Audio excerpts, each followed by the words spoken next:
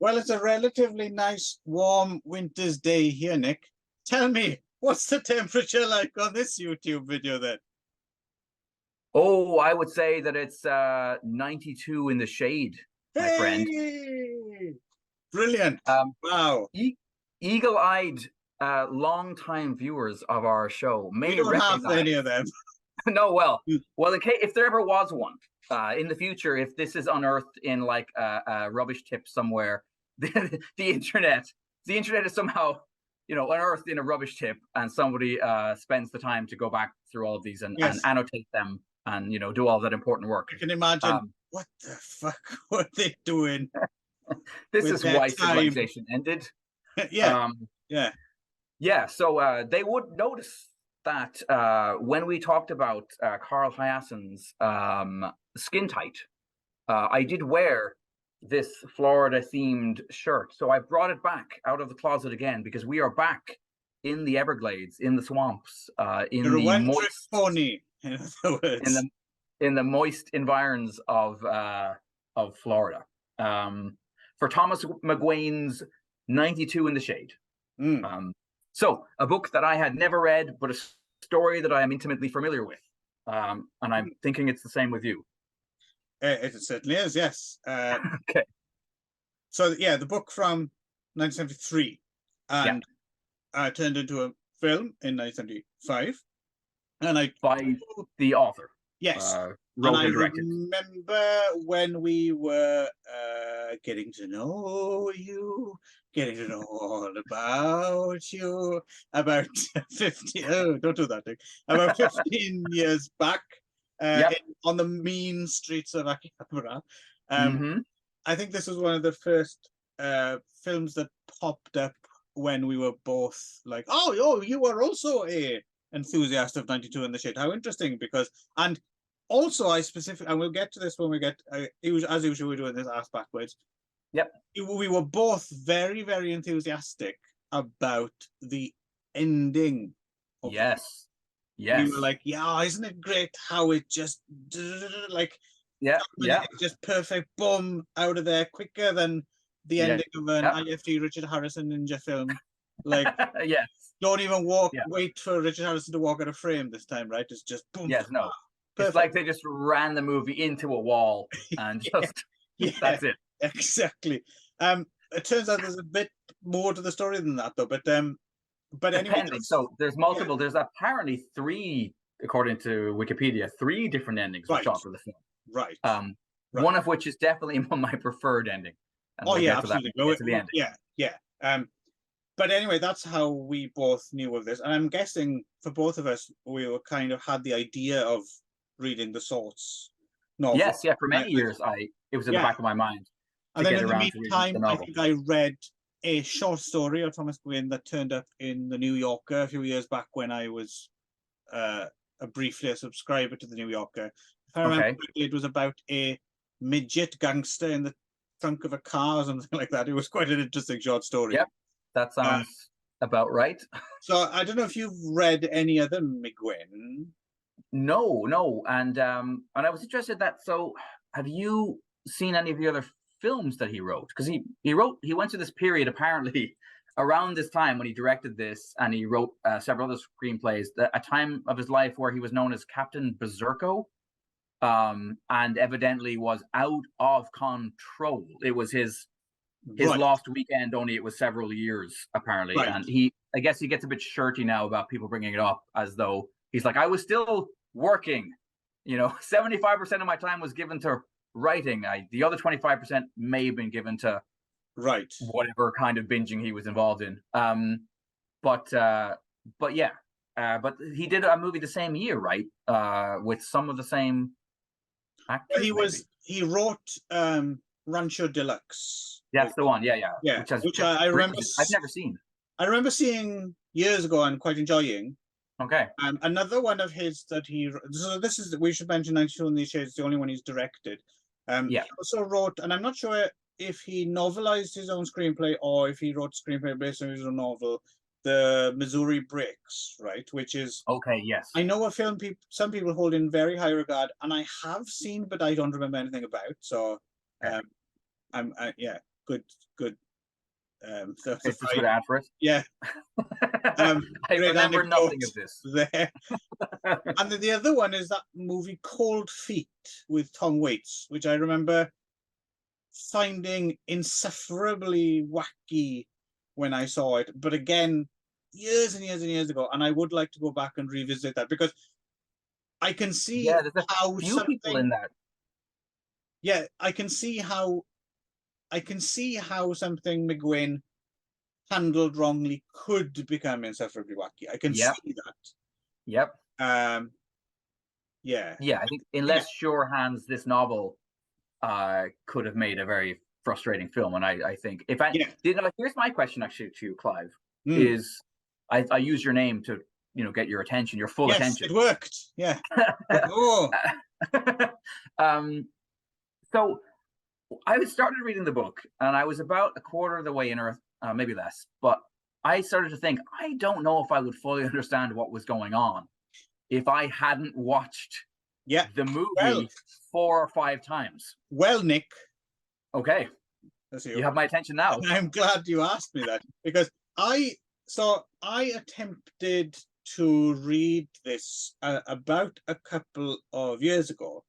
I was looking for something to read on my sofa on my balcony with a bottle of wine on a Saturday night. And I thought 92 in the shade, perfect. So I downloaded the Kindle.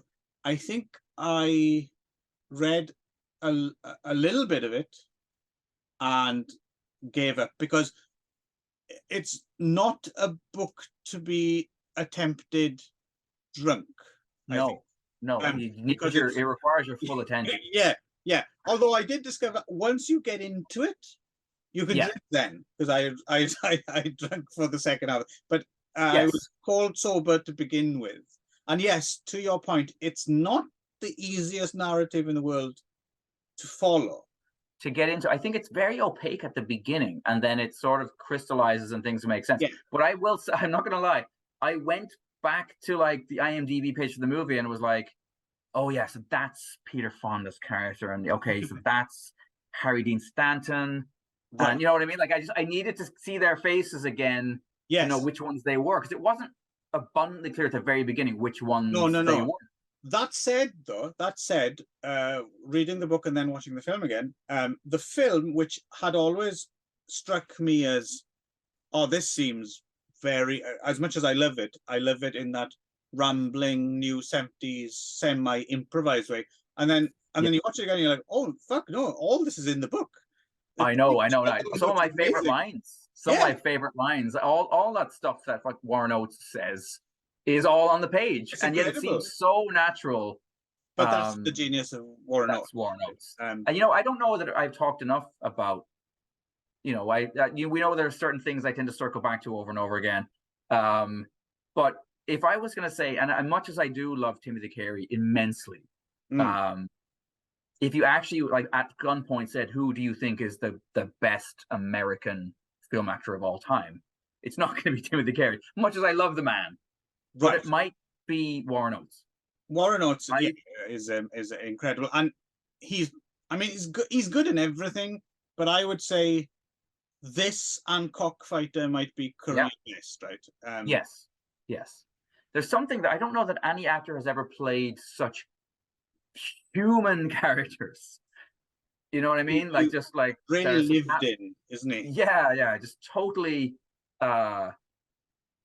Just fucked up people that are so damaged and yet so lovable. There's such something, the walking wounded. And I don't know if Oates was that way in real life or what, but he just seemed to just bleed this wounded. I mean, and in this role, as you said, and this and Cockfighter, like you said, just in both movies, he's just.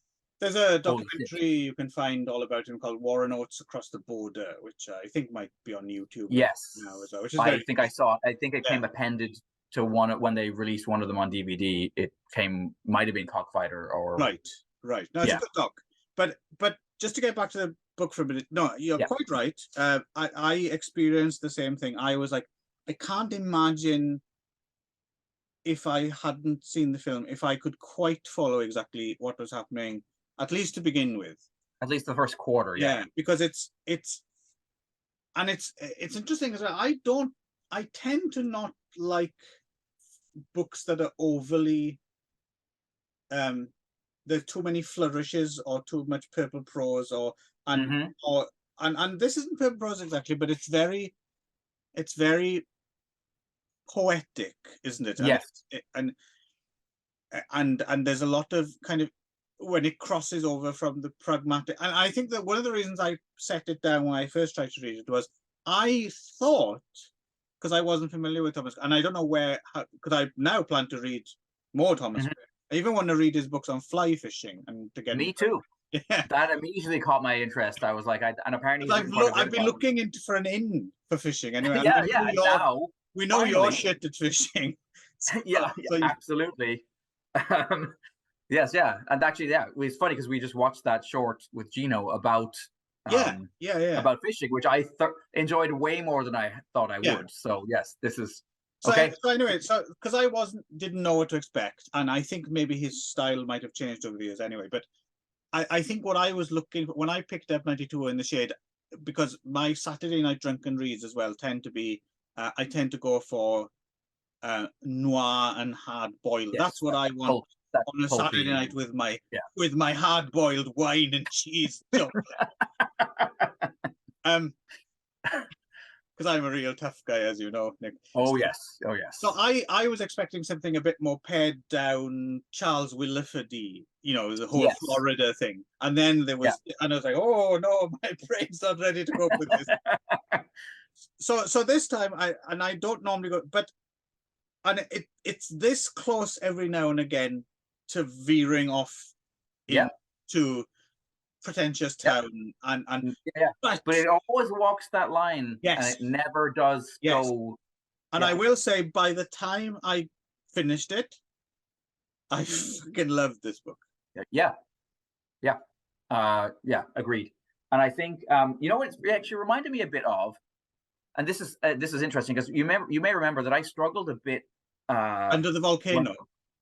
When we read Under the Volcano for the same reasons. I had the same thoughts. It's slightly more palatable than Under the Volcano, isn't it? I found this easier, and it's not just because I've seen the movie. I do think because it is a bit more like it's got that Under the Volcano stuff going on, but it has a bit of that Williford / Carl Hassan crazy Florida man stuff going on. And I don't know, it worked for me really effective.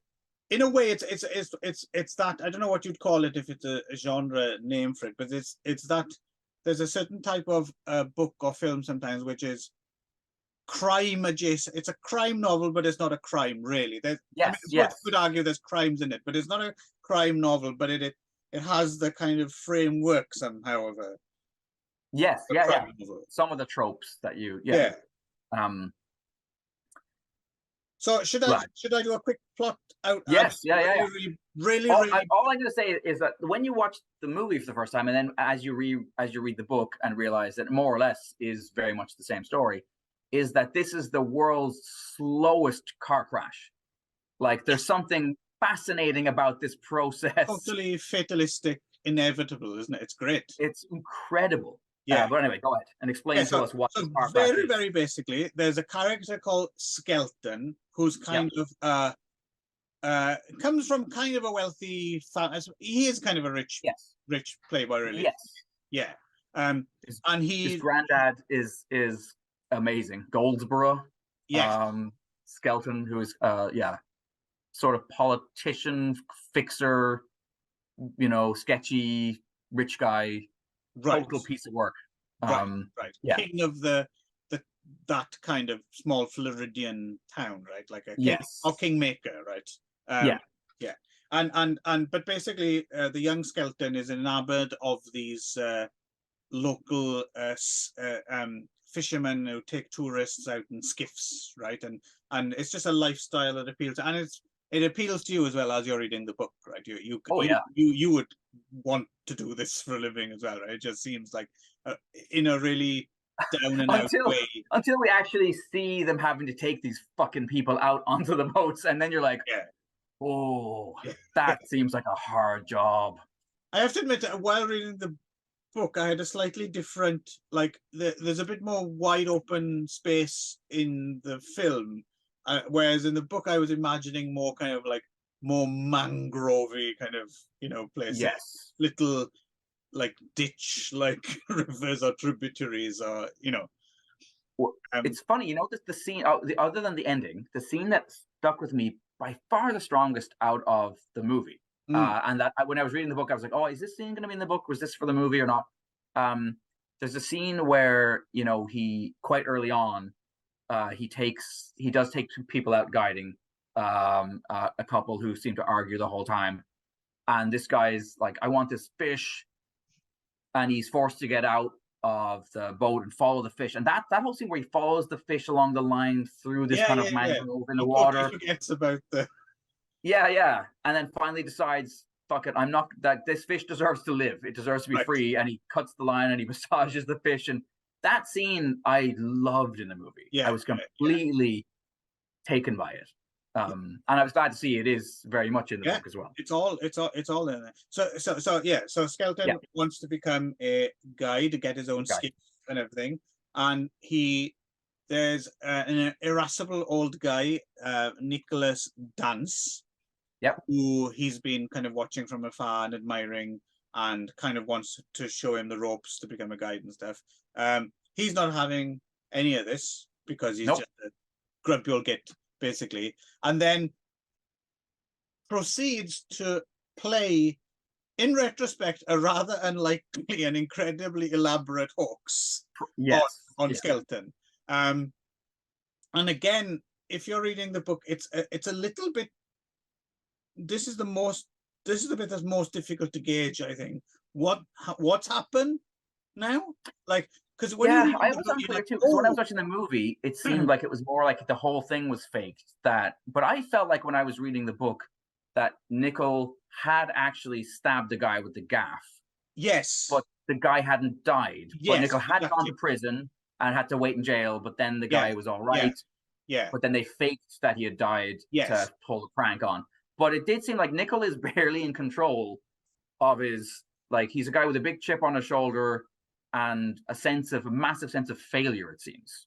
Right. But also he's got this real strong, totally ridiculous and totally just like arbitrary code of honor, right? Which is the problem that the whole film hinges on. So then in retaliation. So it's also worth mentioning in the film version, I think one of the reasons it works better. So it turns out that a character you think is dead is not dead. And in the film, it's not spelled out. It's basically the same as in the book. The character walks into a bar and sees the not dead person sitting in a chair, and you realize he's not dead. And the thing is, that could so easily get by you. You wouldn't notice if you weren't paying attention as a viewer. Unless you cast someone who jumps out at you, right? And so when I was watching the film, that scene at the beginning where the person seems to get killed, he's got such a strong, memorable face. And I was like, who is that? Like, who is that? Like, I know that guy. That face is a face from my childhood, right? Right. And I looked it up, and it's John Quaid. And John Quaid, of course, is the guy who leads the biker gang in Every Which Way But Loose and Any Which Way. Yes. See, now you know who it is, right? There's no, that's him. And I was, and that's why. So he's got such a. I mean, this film is full of character actor faces like you wouldn't believe. But and he's a minor character. But when you see him in the bar, you automatically and you realize, if you'd have cast that badly, you wouldn't realize who that guy sitting in the bar. Especially since this film, unfortunately, doesn't exist in a particularly great HD quality version. Why is this not on Blu-ray? This is I don't know. Anyway, so obviously Skelton retaliates. It's interesting because he's in the book and in the movie. Well, he's played by Peter Fonda, who I think most people would probably remember from Escape from Los Angeles. I think if you were going to say absolutely, Yes. his most important contribution to cinema. Or Um, the live action Thomas the Tank Engine film, Thomas and the Magic Railroad, of course. yes, yes, yeah. So, well, you would probably know him from one or the other Yeah, of yeah. those. But in any case, Otherwise, he's an unknown. but he basically, he's very much, he kind of plays a Peter Fonda sort of like, hey man, it's all cool, kind of a I hippie sort of a dude. I actually love this era of. It's an interesting time to follow the Peter Fonda filmography. Peter Fonda was in a lot of weird, oddball movies in the 70s. Right. Um, but in this case, it's interesting because he does have a sort of a short fuse. So he does seem very, like, he almost seems like, for large sections of the story, like he's just a guy responding to shit going on around him. Like, Yeah. he's not really except for his desire to be a guide, which seems to be, throwing caution to the wind in all ways. But that moment where he realized that they've dicked him around and his immediate response is to go burn Nicol Dance's skiff, you're like, oh, His okay, this performance guy is excellent as well. It's worth saying, because he does this clever thing, I think, where even though he's in a few films with Warren Oates, right? He's in that movie, The West and the Hired Hand, which he directed him in, which is actually quite interesting. Yes. And of course, my favorite, Race with the Devil. Oh, yes. Yes. Where they fight with Satanists who chase Yes. their RV cross country. I love Race with the Devil. Mm-hmm. But he does this thing, I think, which is like, faced with the might of Warren Oates, it's almost like he almost makes a decision like, I'm not going to do that. Yep. Because I can't do that. Yep. No one can do that as well as Warren Oates. Yep. So I'm kind of going to do this thing here, which is all, I don't know, I just think it's a fantastic performance, even though it seems like flailing around in the shadow of Warren Oates a little bit. But that's kind of exactly what the character is. In the book does. Be. Yeah, absolutely. And in fact, in terms of, like, you can't ignore Harry Dean Stanton either, right? It is this kind of, it does hinge on all three of them, right? And Harry Dean is also maybe the only other actor who could go toe to toe with Warren Oates. Also worth mentioning, I think that might be the main difference in reading the book. Like you said, it's definitely that triptych. But I feel the Carter character, who Harry Dean Stanton, is slightly sidelined in the. It's more of a Warren Oates and Peter Fonda, as opposed to, like, the Harry Dean Stanton character is important, but he doesn't get as much screen time, and he's much more of a character in the book. Plus, in the book, I don't know, again, in the book, he didn't seem like quite so much of a shit stirrer. Like, in the film, he seems it's still there, though. It's still there, and so, but it's more subtle. But when you have Harry Stanton doing it, it just seems like yes. So shut up, Harry Dean. Be quiet. You're not making things better. No. But it's interesting too, when reading the book, I was thinking, oh, like, is his wife not in this then?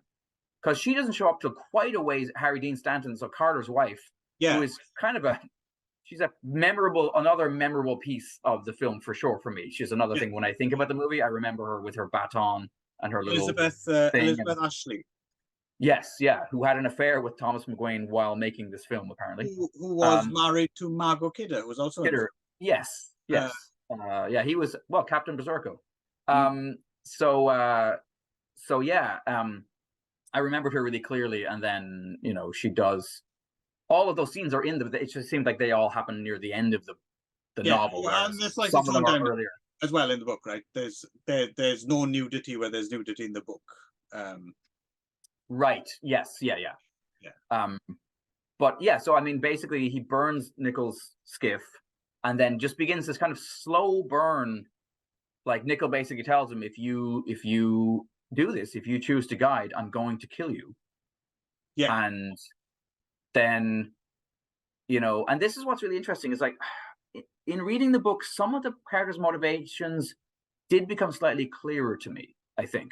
There were certain things that in a way, although I'd seen the movie a few times, I didn't really fully get the sense that, like, the threat of imminent death is what makes, Tom Skelton feel alive. is that like there's just been a sense up until now in his life of kind of just skating by and not really committing to anything. But if anything, it's this like this knowledge, absolute knowledge that he might die sometime in the next few weeks, that makes him want to fully commit to this thing that might get him killed. Right.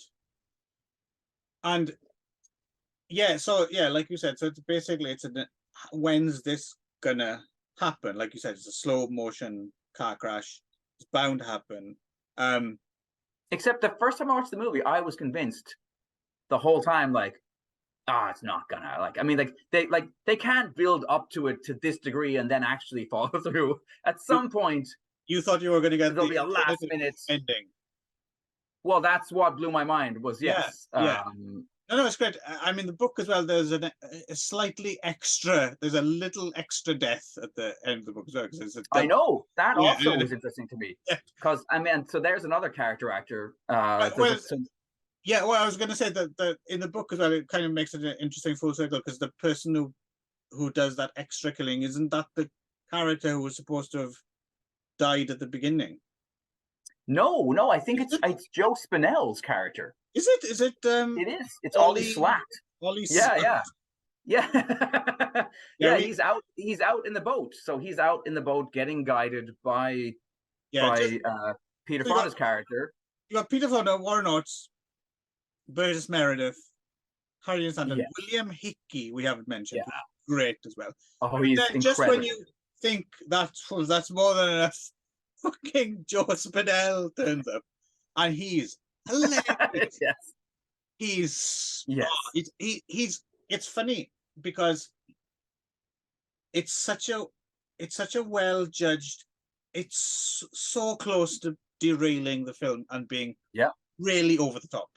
Yeah. Like it could just be the thing that sinks, which is I think what might have happened with, I haven't rewatched it, but Cold Feet, for example, is there's too much going on, right? It's too self-indulgent. But somehow it stays afloat. It just always walks that line. Yeah. But it's funny because actually that character in the book is even more over the top because he's the one who's in. There's a whole pie eating section, and then he walks up. He walks up to Warren Oates' Nickel Dance character, not in the movie, but in this, and starts to talk to him about guiding, and then just starts vomiting all down his front. This pie debris, and then basically I have this image in my head because I'm seeing I can't not see Warren Oates just being like running away from this guy, just throwing his guts up onto the they put that in Stand By Me or one of the Problem Child films. Yes, exactly. But so I just wanted to mention a few. So this film is the book is tremendously funny as well. Yes. Some lines please do. We got. Who said that kissing was sucking on a 30-foot tube, the last 5 of which are full of shit? Yes, that one stuck with me for sure. Wow.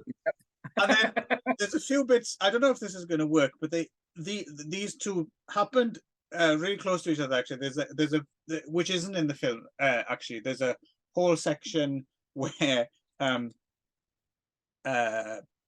Skelton has a mushroom trip with his grandfather, right? Yes. And there's a bit where it's, I don't know if you have to have had hallucinatory experiences or something to kind of relate to this, but there was a couple of bits had me howling with laughter.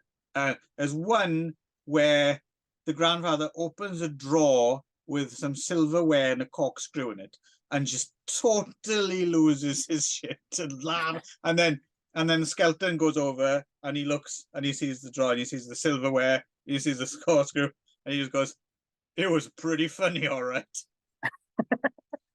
For some reason that killed me. And then there's another one which just I was laughing like a loon for like half an hour afterwards.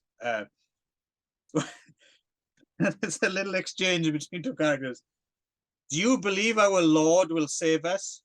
Fucking A. Yes. Yeah. Yeah, yeah. Maybe it's just me, but they just slayed me. But yeah, no, the whole, in a way, if I'm going to try and be properly objective about it, you Hmm. could argue that the book isn't, is a bit of a mess, really. Hmm. Um, I'm wondering if Thomas McGUANE now would look back at it and think, you can see it's good, but that's what I like about it, Yes, is yes, that it is yes, just this kind of, it's just yeah. chum in the water, right? It's just and it's a thing of ugly beauty, right? Hmm. Um, And he must be. I mean, if he cast the film, he's a genius. yeah, Because wondering, because the film came out pretty soon after as well. I'm yeah, wondering if it was always intended, like if he was I reading wonder. it. Yeah, I wonder if Warren Oates was in his mind. I wonder if you know Harry Dean Stanton was in his mind when he wrote the novel, because it's so hard to imagine anybody else in those roles. yeah, it's if it was like a bigger budget or something, they'd have put like Sean Connery or something in it or something like that. As Yeah, it would have ruined it. yes, There's that yeah. whole thing about like, so Nickel Dance has already killed a man, right? The Exercise Boy, which Yeah, what even is that? I was, yeah, what is an exercise boy? They so I never looked it tell up. you. I looked it up because I assumed, and then when I watched the movie, in the movie there's a whole part where he also calls him a screaming Mimi, and there's a bit more of a homophobic vibe Oh, there. okay, that's a This Frederick Brown novel, isn't it? The Screaming is Me. it okay? And this guy would show up at the bar that Nickel owned and dressed in outrageous costumes and threaten him and stuff, and then one day Nickel had pushed far enough and shot the guy. Um, But when I actually look at Exercise Boy, it is a thing, but it's somebody whose job it was to like run around with horses and hold them by the bridle. Oh, okay. So maybe he Okay, was. yeah, I was wondering. I was just imagining like a trainer at a gym or something. Yeah, yeah.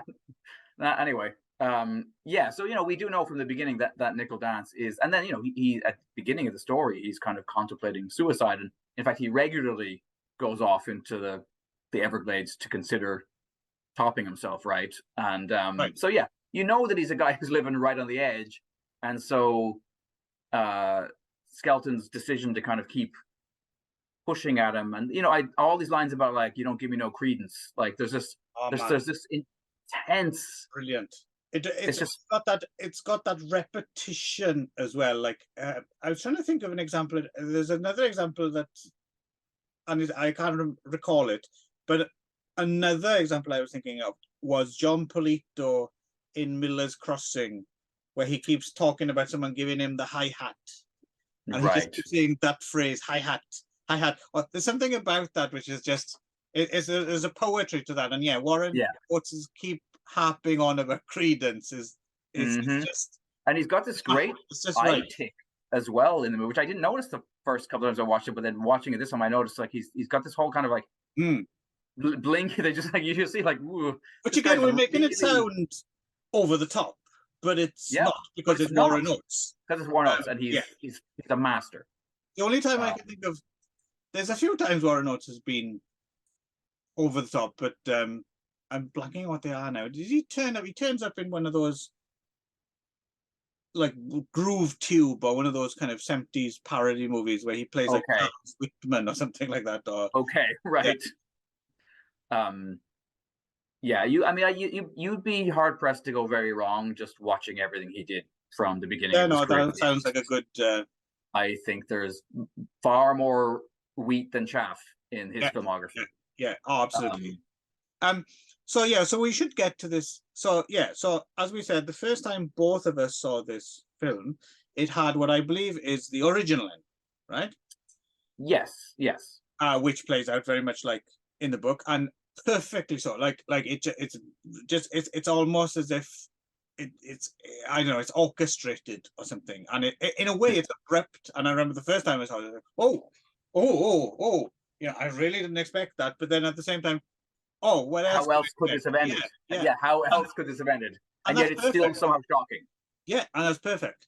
This time, the version that I watched, unbeknownst to me, was the re-release ending, which sadly I think seems to be the default now as well, right? I think this is the version Ridiculous. most people see, which is a happy. And the thing is, it's not necessary. I mean, if I didn't know the other ending existed, and even if I'd have read the book and expected it, I still might have let the film, like, oh yeah, you know, I might have got it because I've enjoyed it up until that point, and it's not necessarily a That doesn't ruin the film. ending, no.